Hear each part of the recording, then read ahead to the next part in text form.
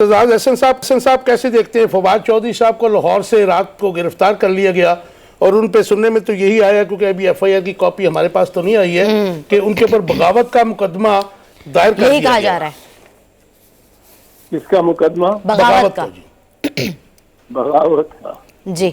अच्छा, ये बगावतें होने शुरू हो गई तो फिर तो बगावत बहुत आगे चली जाएगी। ये क्या बागियाना बात है अगर उसने तनकीद की है चीफ इलेक्शन कमिश्नर की या किसी महकमे के किसी फैसले की।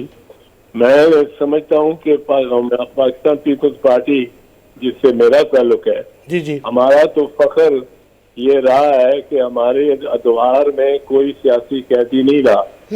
आसिफ जरदारी साहब 5 साल सदर रहे हैं और किसी को और उनकी इतनी मुखालफत और इतनी जाती अंदाज पे और बड़े गिर के और उनके बतौर सदर भी इन्होंने हमारे मुखालिफिन ने वो जब मेमो गेट बनाया तो मुल्क से गद्दारी का इल्जाम लगाने की कोशिश की और उसका ट्रायल भी वो सुप्रीम कोर्ट में ही चलना शुरू हो गया।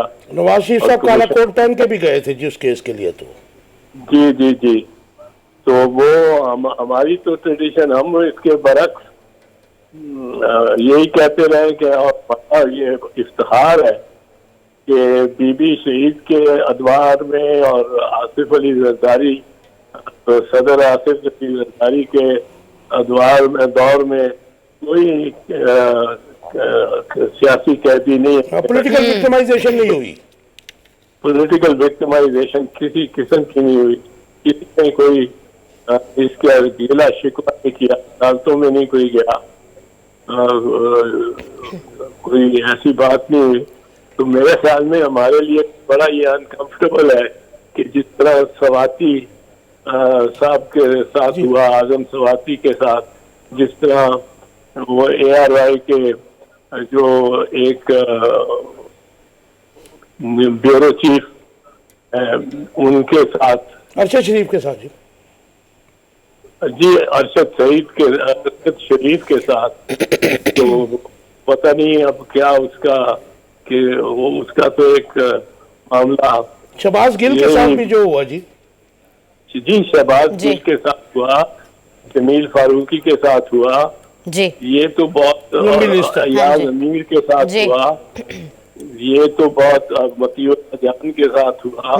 अब वो नाम सोचते जाते हैं, आते जाते। I am sorry to cut you short, Ejaz Hasan साहब, आपकी जो पॉलिटिकल पार्टी जिससे आप बिलोंग करते हैं, आपका साथ तो 50 साल पुराना है, लेकिन आपको तो क्रेडिट जाता था मोहतरमा बेनजीर भुट्टो को कि डेमोक्रेसी की रिस्टोरेशन के लिए मेरे ख्याल में दुनिया में मॉडर्न जो वर्ल्ड है उसमें किसी ने इतनी स्ट्रगल नहीं की है। रिजिलियंट जो सियासत थी उसकी मेरे ख्याल में पाकिस्तान में रिवाइवल या बुनियाद जो है मोहतरमा बेनजीर भुट्टो ने रखी थी।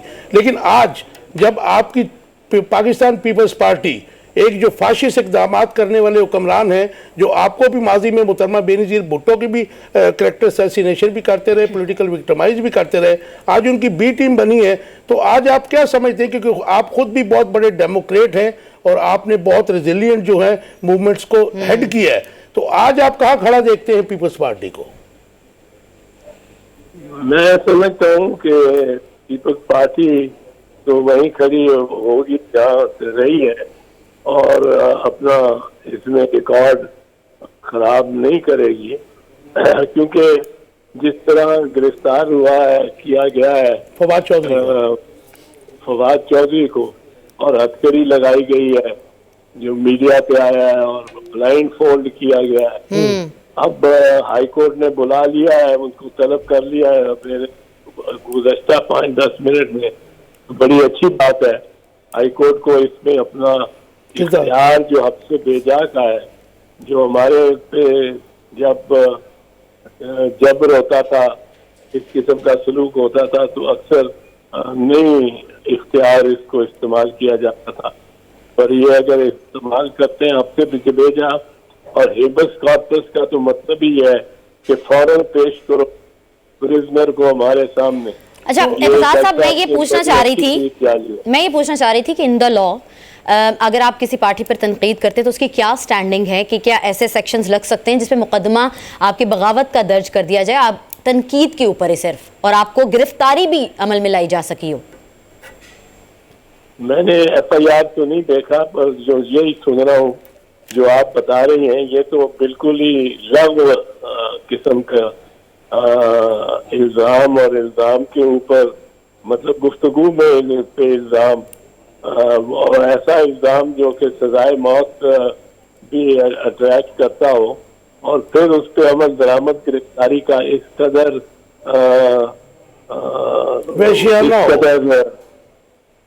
बहीमाना हो, बिल्कुल ये तो बिल्कुल काबिल बर्दाश्त किस्म के हैं। जिस तरह स्वाति साहब के किया, आप देखें ना स्वाति वाले केस में, चाहे ये इसमें फवाद चौधरी पे भी वही अगर फॉर्मूला चला दे कि जी 100 FIR हो जाए, जहाँ जहाँ बात गई है, जहाँ जहाँ ब्रॉडकास्ट हुआ है, जहाँ जहाँ टेलीकास्ट हुआ है, जहाँ जहाँ किसी ने उसकी बात सुनी है, वहाँ मुकदमे कर दे। एतजाज हसन साहब, जब सेक्रेटरी इलेक्शन कमीशन जब एक पार्टी के जो मेन लीडर है उसके खिलाफ एप्लीकेशन देते हैं और उसके बाद उसको अरेस्ट कर लिया जाता है, FIR लॉन्च कर दी जाती है, तो आप क्या समझते हैं कि ये इलेक्शन कमीशन की जो गैर जानिबदारी है उसको बहुत बुरी तरह मुतासर नहीं कर रहा? मुतासर तो पहले से भी हुए में इलेक्शन कमिश्नर साहब, पर बहरहाल वो अपने तो दोनों फ्री कैन के मतलब है, जो लीडर ऑफ द अपोजिशन और लीडर ऑफ द हाउस के मर्जी से और मशवरे से ही हुए हैं। अब ये बहरहाल उनकी तरफ से जो हुआ है, ये उनको भी चाहिए कि वो भी तंबीह करें जो उनके अहकामात पे अमल कर रहे हैं कि इस तरह का अमल उन्होंने नहीं चाहा होगा, और ये उनकी तरफ से बड़ा क्लियर चाहिए और बड़ा फोर्सफुली तंबीह करनी चाहिए उन एहलकारान से, सरकारी एहलकारान को, कि जिन्होंने ये इस किस्म का सलूक किया है फवाद चौधरी के साथ।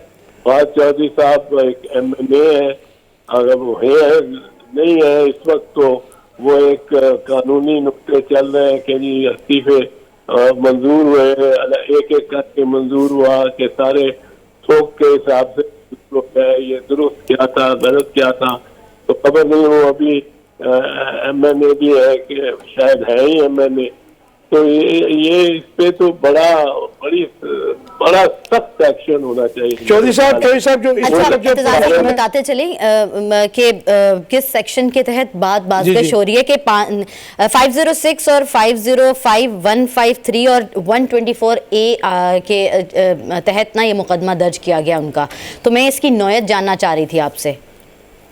इसमें असल 124A जो है वो है बगावत, सेडिशन और मुल्क के खिलाफ, रियासत के खिलाफ बगावत। अब बगावत हो गई ना जी, बाकी वो 506 वगैरह और दखल अंदाजी 505 है और 153 है। हाँ, वो 153 भी है कि बलवा पैदा करना वगैरह, लेकिन 124 जो है वो बगावत का है, बगावत का। और चोई साहब क्विकली जरा मुझे जवाब दे दीजिए कि पंजाब में जो निगरान हुकूमत बनी है और उसके बाद गुज़श्ता 3-4 दिन में जो सिचुएशन बनी है, अनरेस्ट तो ऑलरेडी था, पॉलिटिकल केओस तो पहले भी था, लेकिन आप इसे कैसे देखते हैं कि जिस तरीके से एक निगरान हुकूमत पंजाब की ब्यूरोक्रेसी में अखाड़ बिछाड़ कर रही है और अपने पसंदीदा लोग जो कि PTI के मुखालिफ है उनको होदों पे बिठाया जा रहा है, how do you see it? और एक दिन के अंदर ही वो जरा हेस्टी काम किया है जी।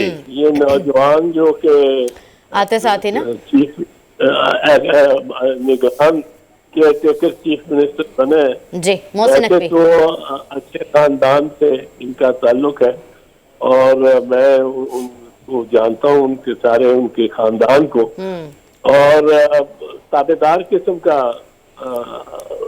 महजब किस्म का शख्स है। आपने बड़ा अच्छा वर्ड यूज किया, ताबेदार। ताबेदार।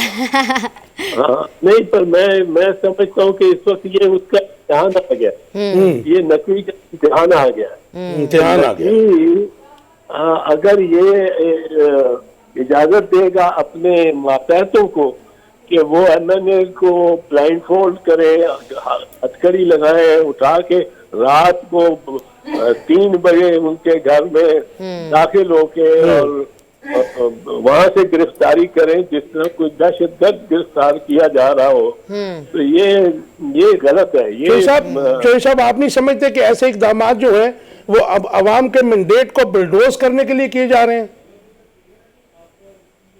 ये अवाम के मैंडेट को तो बुलडोज करना बड़ा मुश्किल है, काम है। मेरा ख्याल है कि अगर किसी के साथ अवाम और वोट है तो उसको ये बड़ा एतमाद होना चाहिए, उसको इस किस्म की बात करने की जरूरत नहीं है। इस किस्म के ये जो तदबीरें हैं, और मतलब फवाद चौधरी को आप क्या, वो वैसे फवाद चौधरी पहले से जो कल था फवाद चौधरी था, आज उससे बड़ा उसका कद हो गया। आप उनके अंकल जो गवर्नर पंजाब थे माजी में, वो तो आपके दोस्त भी रहे, आपके पीपल्स पार्टी में भी रहे, चौधरी अल्ताफ साहब। जी, चौधरी अल्ताफ साहब हमारे पीपल्स पार्टी के बड़े अहम शख्सियत थे और बिल्कुल गवर्नर थे।